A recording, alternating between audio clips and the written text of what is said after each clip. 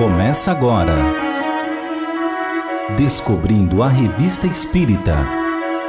Os fatos, os fenômenos, as análises que auxiliaram Allan Kardec a consolidar os alicerces do Espiritismo. Descobrindo a Revista Espírita. Pesquisa e apresentação, Luiz Armando de Freitas Ferreira. Desenvolvendo o ensaio de interpretação da doutrina dos anjos decaídos na abertura do número de janeiro de 1862, Allan Kardec levanta uma dúvida sobre a interpretação da afirmação de Jesus no capítulo 24, versículo 34 do Evangelho de Mateus, segundo o qual não passará essa geração sem que se cumpram todas essas coisas.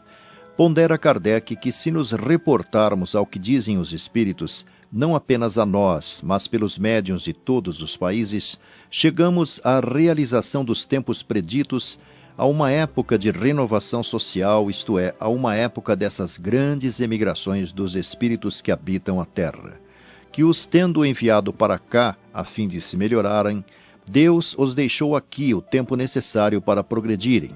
Deu-lhes a conhecer as suas leis, primeiro por Moisés, depois pelo Cristo. Advertiu-os pelos profetas, em suas reencarnações sucessivas puderam aproveitar tais ensinos. Agora, os tempos são chegados, e aqueles que não aproveitaram as luzes, os que violaram a lei de Deus e desconheceram seu poder, irão deixar a terra, onde de agora em diante estariam deslocados do meio pelo progresso moral que se realiza e ao qual só trariam estorvos, quer como homens, quer como espíritos. A geração a que o Cristo se referia não era a dos homens que viviam em seu tempo, encarnados, mas a geração dos espíritos que na Terra percorreram os diversos períodos da sua reencarnação e que irão deixá-la. Vão ser substituídos por uma nova geração de espíritos que, moralmente mais adiantados, farão reinar entre si a lei do amor e da caridade ensinada pelo Cristo, e cuja felicidade não será perturbada pelo contato dos maus, dos orgulhosos, dos egoístas, dos ambiciosos e dos ímpios. Conforme os espíritos, parece mesmo que entre as crianças que agora nascem, muitas são reencarnações de espíritos dessa nova geração. Quanto aos da antiga geração que tiveram bem merecido, mas que, apesar de tudo, não tiveram atingido um suficiente grau de depuração para chegarem a mundos mais adiantados, poderão continuar a habitar a Terra e aqui ainda passar algumas encarnações. Então, em vez de ser isto uma punição, será uma recompensa, porque serão mais felizes por progredirem. O tempo em que desaparece uma geração de espíritos para dar lugar a uma outra é considerado como o fim do mundo, mas é do mundo moral. Em que serão convertidos os espíritos expulsos da Terra? Os próprios espíritos nos dizem que aqueles irão habitar mundos novos, onde encontrarão seres ainda mais atrasados que os daqui, aos quais terão que fazer progredir, transmitindo-lhes o produto dos conhecimentos adquiridos. O contato do meio bárbaro em que estarão ser-lhes-á uma punição, uma expiação cruel e uma fonte de incessantes padecimentos físicos e morais, dos quais terão tanto mais consciência quanto maior for o desenvolvimento de sua inteligência. Mas uma tal expiação será ao mesmo tempo a missão que lhes oferecerá meios de resgate do passado conforme a maneira por que a desempenharam. Aí sofrerão uma série de reencarnações durante um período mais ou menos longo, no fim do qual os que tiverem merecido serão retirados para mundos melhores, talvez a própria Terra, que será então um recanto de felicidade e de paz, enquanto que os da Terra subirão pouco a pouco até o estado de anjos ou puros espíritos.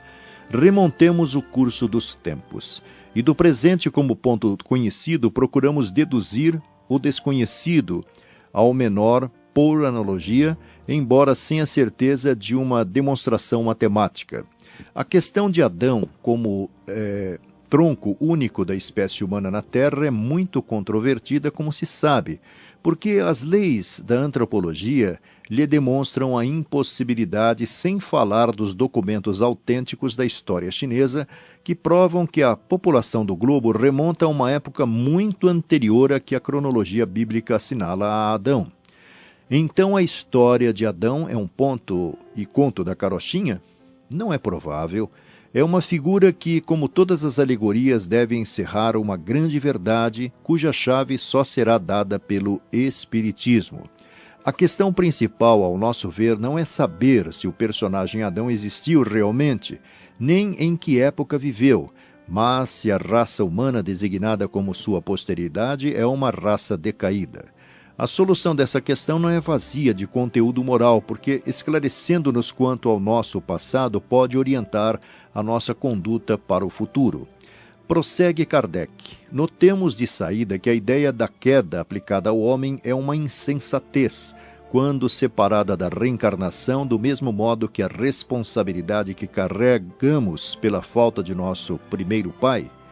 Se a alma de cada homem é criada ao nascer, é que não existia antes, assim, não terá relação direta ou indireta com a que cometeu a primeira falta. Então surge a pergunta: como pode ser responsável? Notemos ainda que a ideia dos anjos rebeldes, anjos decaídos, paraíso perdido, se acha em quase todas as religiões e no estado de tradução em quase todos os povos. Ela deve, pois, assentar-se numa verdade. Agora, remontando à origem da raça atual, simbolizada na pessoa de Adão, encontraremos todos os caracteres de uma geração de espíritos expulsos de outro mundo ou exilados por causas semelhantes na Terra, já povoada, mas por homens primitivos, mergulhados na ignorância e na barbárie, e que aqueles tinham por missão fazê-los progredir, trazendo para o seu meio as luzes de uma inteligência já desenvolvida. Não é realmente o papel até aqui representado pela raça adâmica? Relegando-a para esta teoria de trabalho e de sofrimento, não teria Deus razão para dizer: tu comerás o teu pão no suor do teu rosto? Se ela mereceu tal castigo por causas semelhantes às que vemos hoje, não será justo dizer que se perdeu por orgulho? Na sua mansuetude não lhe poderia prometer que lhe enviaria um Salvador, isto é, aquele que deveria iluminar o caminho a seguir para alcançar a felicidade dos eleitos? No próximo programa, a resposta proposta pelo codificador e a conclusão do seu ensaio sobre a interpretação da doutrina dos anjos decaídos.